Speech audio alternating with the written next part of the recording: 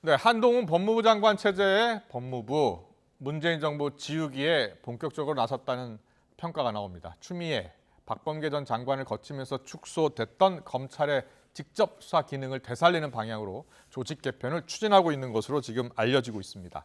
예상했던 내용이지만 이번 조직 개편을 둘러싸고 이면에 다른 것이 있는 것 아니냐라는 시각도 나옵니다. 오신환 전 의원 또 김종민 의원과 함께 짚어보겠습니다. 어서 오십시오. 안녕하세요. 네. 안녕하세요. 안녕하세요. 예, 네. 예. 한동훈 법무부 장관 체제 이후로 법무부가 크게 바뀌고 있습니다. 인사 검증 기능까지 이제 갖게 됐고요. 그래서 뭐 소통령 이야기도 나오고 있는데 조직 개편을 추진하고 있는데 조직 개편의 핵심이 검찰 수사 기능을 확대하는 겁니다.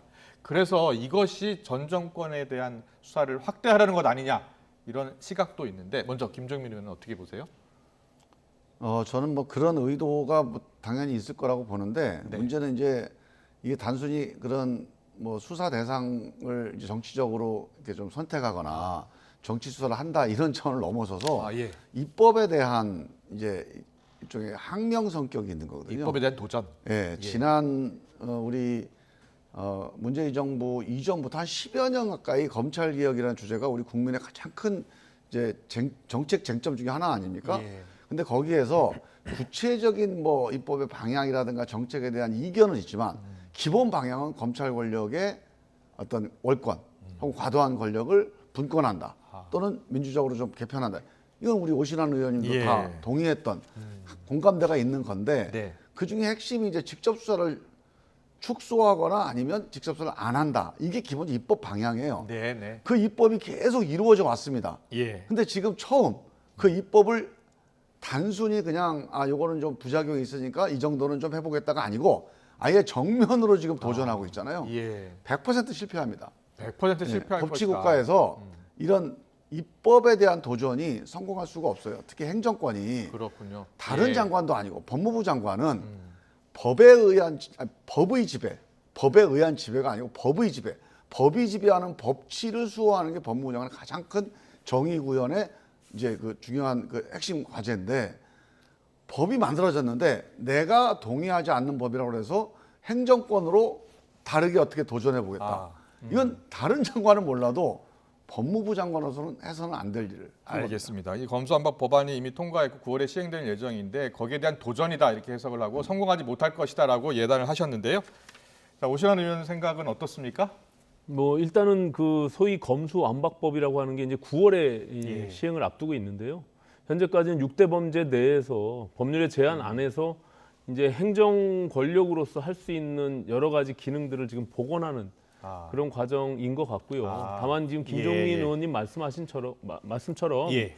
이제 수사 기소를 분리해야 된다라는 기본 원칙의 방향성 이런 부분들은 뭐 상당수가 검찰 외 쪽에서는 컨센서스가 많이 형성돼 있는 과정입니다. 그렇기 네. 때문에 지금 뭐 일시적으로 할 수 있는 범위 안에서 직접 수사, 소위 말하는 인지 수사를 과거에 특수부가 많이 했잖아요. 네. 이제 그런 것들을 확대해 나가는 부분들은 뭐 결국 9월 달이 되면 예. 아시다시피 이제 부패와 경제 범죄 안으로 두 가지의 범죄 내용 안으로만 이제 제한이 되어 있기 때문에 또 다시 이 축소될 수밖에 없는 그런 구조로 가겠죠. 다만 이것이 어떤 특정 세력의 정당에 의해서 이게 주도적으로 모두가 공론화되고 네. 이게 법률적인 어떤 정당성을 확보하지 못한 상황에서 힘으로 밀어붙인 측면이 있거든요. 그래서 네. 이제 그런 부분들에 대한 다소 나름대로의 이 한동훈 법무부 장관의 본인의 소신 이런 것들이 좀 겹치지 않았나 이렇게 보여집니다. 알겠습니다. 수사권 기소권 분리의 큰 방향은 맞는데 약간의 이 평가에 대해서는 좀 엇갈렸습니다. 그런데 오늘 한동훈 법무부 장관 명예훼손 혐의 유시민 전 이사장 1심에서 벌금 500만 원 나왔잖아요. 조금 전 속보로 전해드렸기 때문에 두 분의 평가를 짧게 좀 들어보겠습니다. 김종인 의원님은 명예훼손 1심에서 500만 원 지금 선고 받았거든요. 어떻게 보셨어요? 저는 저기 이제 한동훈 씨가 이제 공직자였잖아요. 네. 근데 이제 우리나라 법원이 일반 시민들의 명예훼손 피해에 대해서도 저렇게 신속하고 저렇게 후하게 벌금을 내릴지 지켜보겠습니다. 다른 사건, 비슷한 사건에도? 네. 예. 오신환 의원님은요? 어쨌든 뭐 개인의 명예를 훼손한 혐의를 네. 재판부가 어쨌든 인정을 한 거고 1심에서 예. 그 과정에서 뭐 그것이 어떤 사람도 법률에서 예외적일 수는 없잖아요. 이제 그런 어떤 의미를 담고 있고요. 다만 유시민 전 장관께서 사실상 즉각적으로 바로 그 부분에 대한 사과를 하고 사실상 거의 뭐 굉장히 본인의 어떤 마음을 다 담아서 사과를 했는데 맞습니다. 대검 예. 반부패 강력부가 은행 계좌 사찰을 했다라고 주장을 한 건데 네네. 여기에 대해서 바로 논리 확증 편향이 좀 있었고 사과한다라고 네네. 바로 밝혔죠. 근데 뭐 예. 이제 그런 어떤 부분들이 있는데 어쨌든 이게 양쪽의 어떤 감정적 대립을 통해서 결국에는 사법부가 판단하는 내용들을 보면 조금은 뭐 이렇게 아이러니한 부분들도 있습니다. 예. 네, 알겠습니다. 자, 한동훈 법무장관이 조직 개편을 하니까요. 자, 한동훈 법무장관이 과거 이제 조국 관련 수사를 하면서 그 이후로 좀 뭐 외곽으로 돌지 않았습니까? 네. 그다음에 이제 복귀를 하면서 먼저 인사해서 그동안 한직에 있었던 윤석열 사단이라고 불리는 사람들을 다 복귀를 시켰고요. 그 가운데 한 명이 이복현 부장검사가 있었는데 이복현 검사 보니까 신임 금감 원장이 됐더라고요. 그런데 기자들의 일문일답에 라임 옵티머스 사태에 대해서 점검해 보겠다라고 이야기해서 자, 라임 옵티머스 사건은 대표적인 문재인 정부 때 일어난 사건이었거든요. 그래서 이와 관련해서 검찰도 수사를 하고 금감원도 들여다보려는 것 아니냐 이런 시각이 나오거든요. 어떻게 예상하세요? 제가 법사위에서 그 사건에 대해서 쭉 이제 조사를 해본 이제 기억에 의하면 그래요? 예. 라임 옵티머스는 우리 이제 문재인 정부 시기에 일어난 사건이긴 하지만 네네. 여기에 연루돼 있는 사람들은 되게 다양합니다. 그렇군요. 예. 근데 그때도 우리 법사위에서 제가 문제 제기를 했던 기억이 나는데 여기에 이제 윤석열 당시 뭐 중앙지검장 혹은 윤석열 그 당시에 그 검사와 관련돼 있는 그 특수부 검사들, 네. 그다음에 그 거기와 인간관계가 있는 변호사들, 뭐 이렇게 해서 이제 거기에 또 연루돼 있다 없다 이런 쟁점도 있었어요. 그렇군요. 그래서 예. 이제 라임 옵티머스라는 게 저는 뭐 당연히 피해를 많이 본 사건이니까 네, 수조원의 문제를, 피해가 네, 났죠. 예. 문제를 조사해서 정확하게 이제 이 책임이 어디 있는지를 끝까지 저는 조사하는 그렇죠. 거는 좀 좋다고 보고. 알겠습니다. 근데 이제 그게 뭐 특정하게 어떤 정치적인 목적을 가지고 한다. 또 그런 조짐이 보인다. 그러면 그것도 이제 또 큰 아마 뭐 행정권의 농단이 되지 않을까. 알겠습니다. 그런데 보니까 어제죠. 2,500억 원대 펀드 환매 중단 사태 디스커버리 자산운용의 대표가 구속이 되는데 이 대표가 장하원 대표인데 장하성 주중대사의 동생이라고 하더라고요. 네, 그렇습니다. 예. 그 뭐 이미 알려진 바대로 뭐 이제 전 문재인 정부의 소위 실세 관련자들이 그 펀드에 많은 또 금액을 투자를 했고요. 예. 거기서 큰 손실이 난 뭐 부분이 있는데 이 수사가 아까 김종민 의원님 말씀처럼 어떤 특정인을 타겟으로 해서 수사가 이루어진다는 것은 사실상 그거는 옳지 않고 예. 다만 그것이 조금 부실한 수사였다라면 다시 시스템에 의해서 그것을 들여다보고 특히 이복현 신임 금감원장은 사실 저 분야의 전문가 아닙니까? 그래서 이제 본인이 이 지난 정부에서 많은 언론이나 또 이 부실한 수사였다라는 어떤 문제 지적들이 있기 때문에 그것을 다시 한번 이렇게 점검하는 차원에서 발언한 것이 아닌가 전 이렇게 보여집니다. 예. 알겠습니다. 자, 한동훈 법무장관 이야기가 요새 정치권에 계속 나오고 있는데요. 김종인 전 비대위원장이 이 한동훈 법무장관에 대한 이야기를 했는데 과거 윤석열 대통령 검찰총장 시절에 한 이야기였죠. 별의 순간을 똑같이 이야기를 했어요. 그렇더라도 지금 소통령이라고 불리고 있는 장관인데 여권의 차기 주자가 될 가능성이 정말 있을까요? 저는 좀 그러니까 저런 식의 접근은 참 잘못된 좀 접근이라고 보는데요. 네. 저는 이제 한동훈 장관이 직원을 할 수 있는 인물 이렇게 얘기를 해요. 네, 쓴소리를 할 사람 이렇게 평가를 네. 했죠. 근데 저는 이제 이거는 정확히 우리가 판단해야 될 게 그러면 윤석열 대통령은 좀 약간 판단을 잘못할 수도 있는 사람이고 이 판단을 좀 바로잡을 수 있는 판단력이 있다 이렇게 보는 거 아닙니까? 예. 그래야 직원이 의미가 있잖아요. 근데 저는 오히려 지금까지 쭉 보면 네. 윤석열 검사가 한동훈 검사에서 좀 끌려온 면이 강하다고 봐요. 그러니까 한동훈 검사가 훨씬 더 검찰권을 조금 이제 어떻게 보면 이제 뭐 우리 칼잡이라고 하는데 조금 과도하게 좀 무리하게 행사를 하는 그리고 여기에서 윤석열 검사가 어떻게 보면 끌려가거나 뒷받침한 거예요. 이 관계도 마찬가지입니다. 대통령 장관도 한동훈 장관이 오히려 오바를 하고 무리하는데 대통령이 이제 끌려가는 거죠. 네. 그럼 이게 직원이 아니라 예. 이거는 이제 왜곡된 어떤 판단을 예. 또는 행정권에 대통령이 별로 통제를 못하는 거예요. 아. 아마 이 관계가 상당히 위험한 관계가 그럴 될 겁니다. 가능성이 있다. 그렇게 나는 그렇게 보고 있어요. 예, 예, 예. 김정민 의원님 보는 관계는 예. 되게 주관적인 판단이고요. 네, 오신환 의원님. 제가 봐서는 그렇지는 않고 다만 이제 오랜 기간 동안 검찰 내에서 서로 호흡을 맞춰서 관계를 맺어왔기 때문에 뭐 서로 마음이 통하는 부분들은 분명히 있다라고 보여집니다. 네. 그런데 김종인 전 위원장이 말한 저런 부분들은 그 한동훈 검사장이 이제 검찰의 옷을 벗고 법무부 장관으로 된다는 것은 결국에는 민간인 신분이 된 거잖아요. 정무직이죠, 사실 그렇습니다. 장관 예, 자리가. 그래서 예. 어찌 보면은 정치의 영역에 들어왔다라고 그렇죠. 보여질 수 있죠. 예. 그렇기 때문에 본인이 이제 하기 나름이지만 앞으로 5년 뒤에 그 일을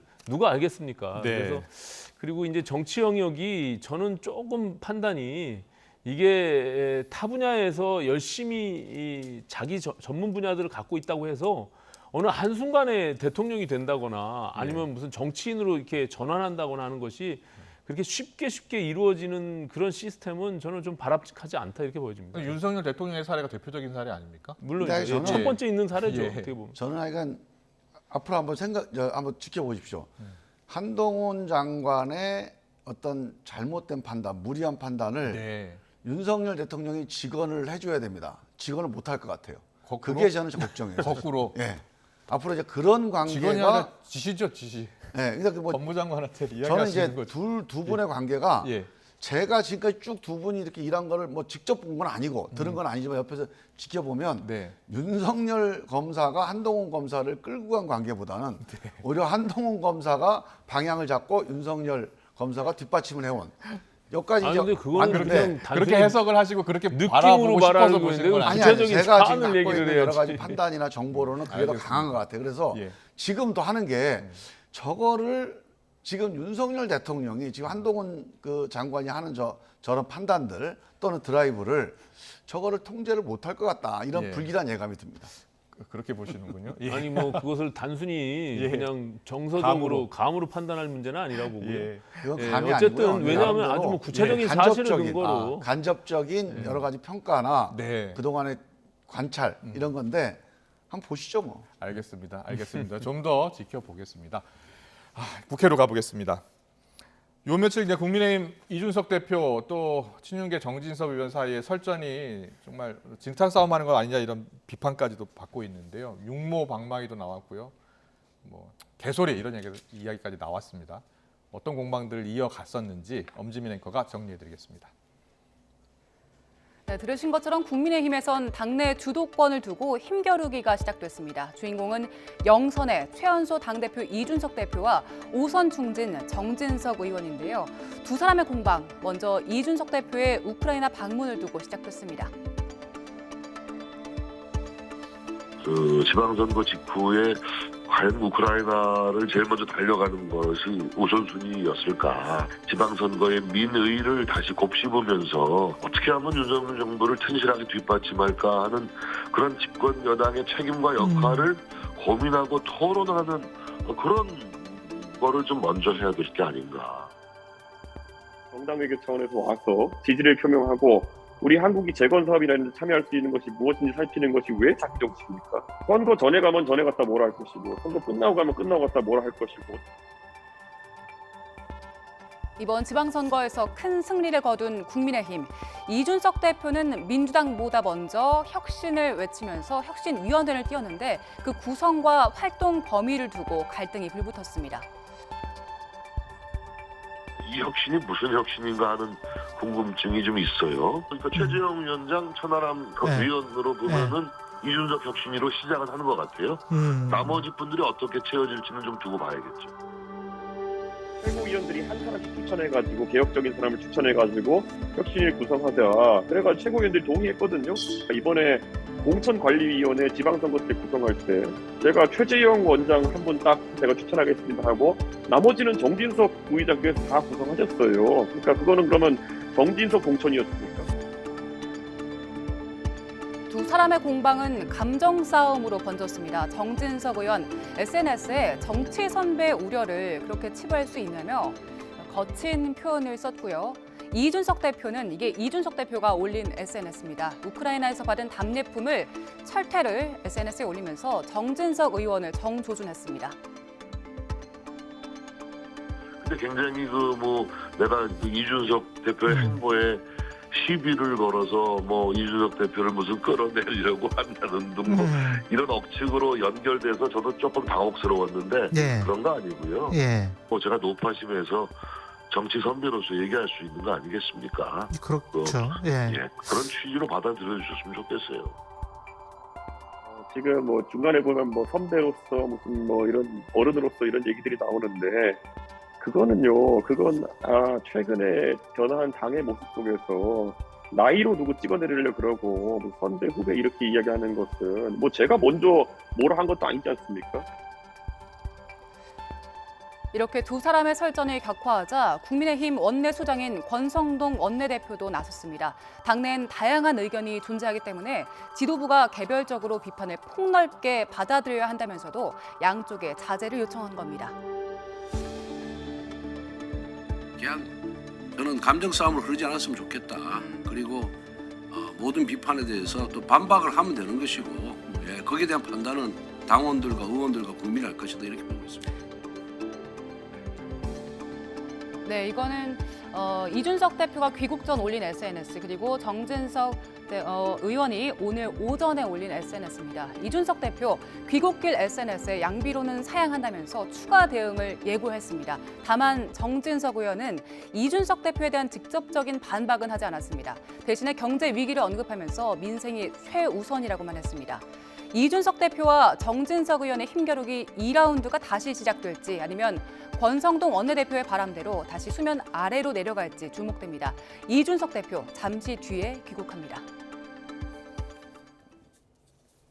네, 이준석 대표가 우크라이나에서 오후 5시쯤에 귀국을 한다고 합니다. 자, 이긴 당은 이긴 당대로 또 패한 당은 패한 당대로 아주 복잡합니다. 당내 구조가요. 오신환 전 의원님께 여쭤보겠습니다. 지방선거가 끝나자마자 이준석 대표 조기 사퇴론 이야기도 나오고 또 정진석 의원이 이준석 대표가 우크라이나 간 사이에 상당히 좀 비판하는 그런 글을 올리고 당내 갈등 양상이 나타나고 있는 것 같거든요. 어떻게 보고 계세요?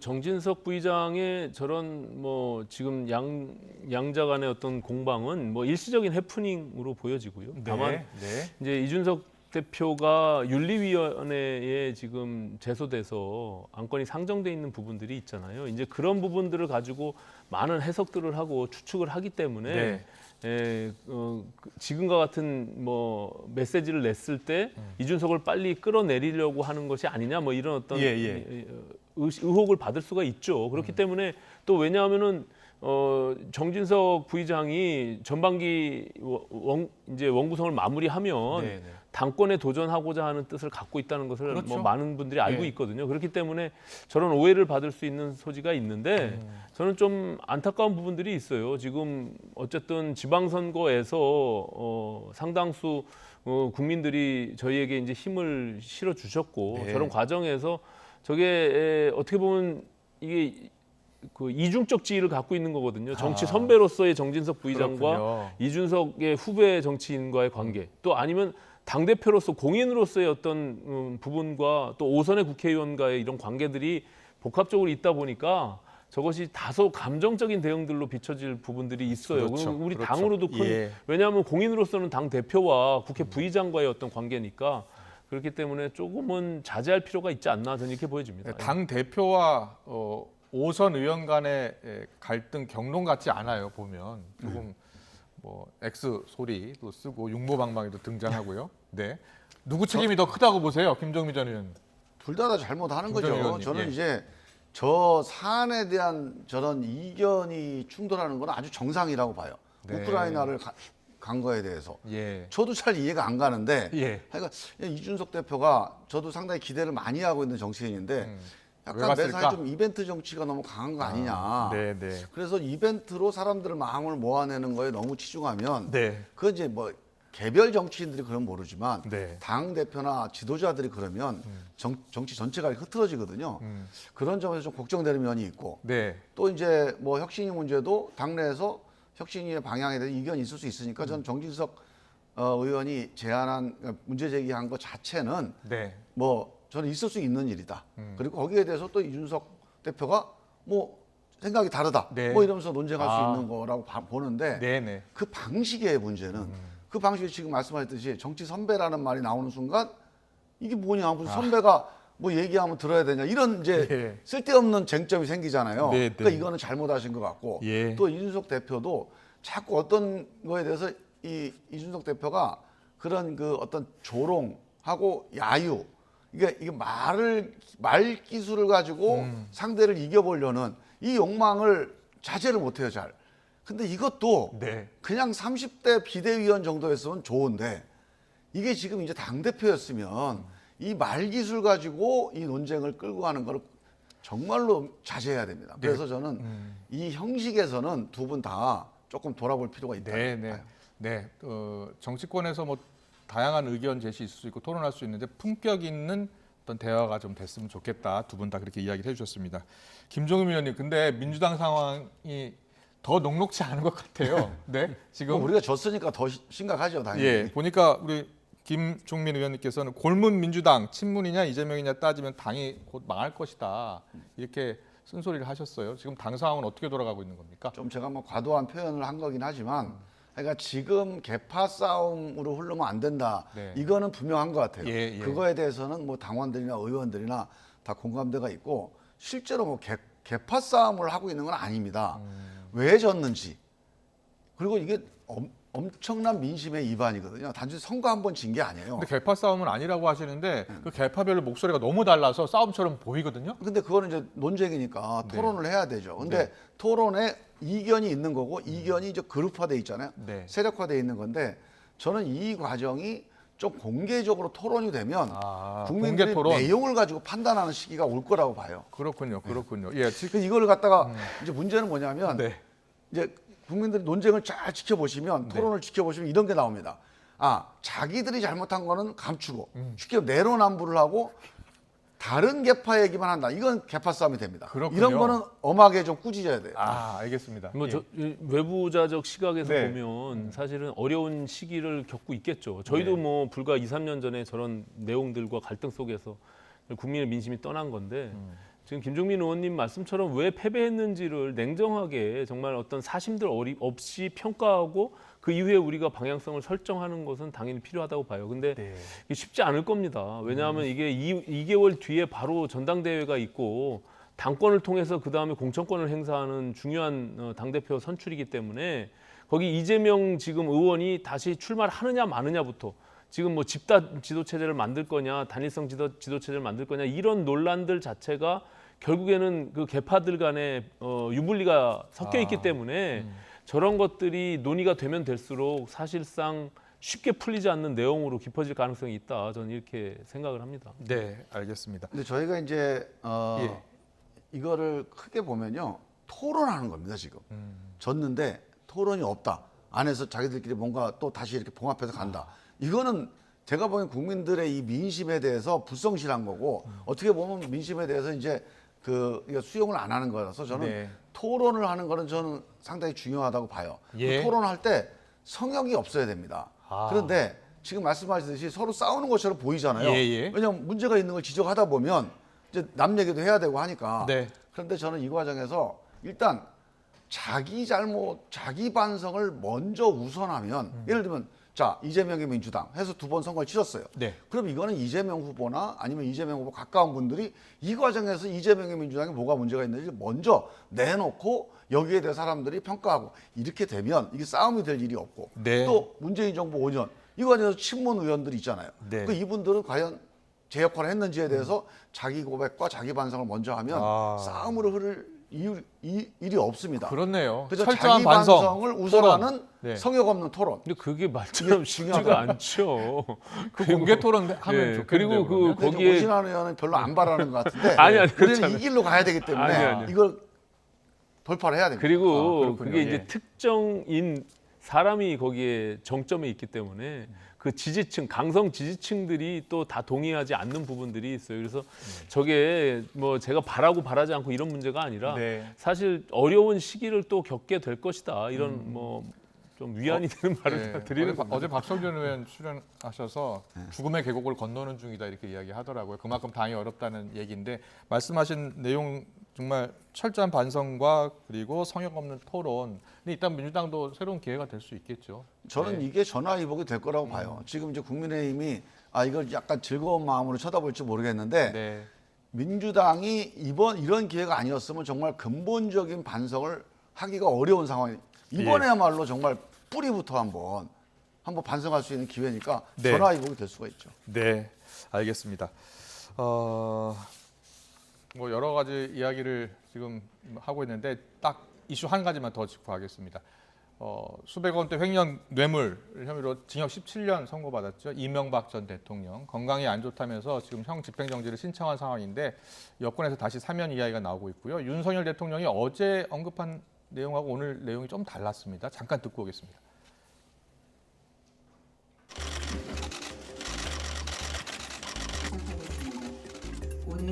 국민통합의 관점에서 좀 판단을 해야 되지 않겠나 이렇게 생각합니다.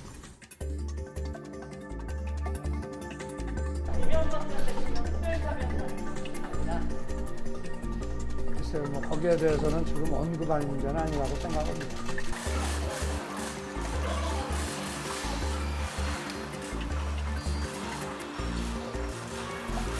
후보 시절에 이명박 전 대통령 사면이 필요하다고 말씀하셨는데 혹시 그 생각을 여전히 유효하신 건데요? 그럼 뭐 저 20몇 년을 저 수감 생활을 하게 하는 건 안 맞지 않습니까?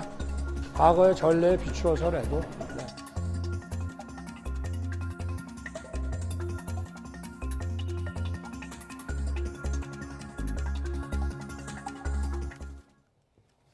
네, 지금 여권에서 이제 광복절 특사 이야기까지 나오는데요. 이명박 전 대통령 사면에 대해서 두 분의 생각을 짧게 들어보겠습니다.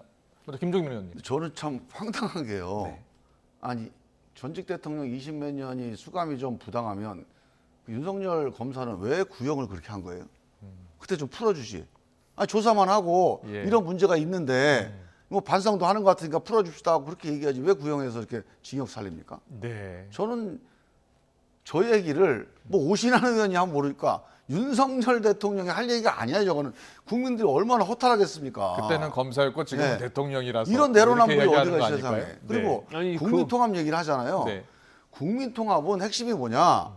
국민들의 마음을 모아낸다는 거 아닙니까? 그럼 국민들의 동의가 필요한데 국민들이 자 이명박 대통령이 지금 본인이 이런 사적인 어떤 뭐 재산이나 편취한 거 그리고 노무현 대통령의 보복 수사한 거 이런 거에 대해 반성하는 게 좀 있어야 되는데 일말의 반성도 없는데 국민들이 거기에 대해 분노한 국민들이 통합을 같이 강제로 해라?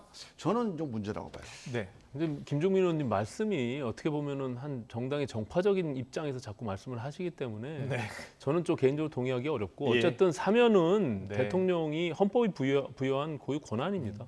그리고 이제 검찰 신분으로서 구형을 했을 때와 이건 정치적으로 판단하는 또 사면의 영역은 또 다른 수가 있기 때문에 예. 저는 저 여러 가지 국민 통합의 측면들 그리고 고령인 점, 건강상의 이유 여러 가지 것들을 좀 판단해서 현명하게 대통령이 판단할 것이다 이렇게 봅니다. 알겠습니다. 반성과 사과 후에 사면을 해야 된다. 그게 네. 국민통합입니다. 알겠습니다. 두 분 말씀 아주 잘 들었습니다. 네, 지금까지 김종민 더불어민주당 의원, 오신환 전 의원과 함께했습니다. 잘 들었습니다. 감사합니다. 네, 고맙습니다. 감사합니다. 고맙습니다. 고맙습니다.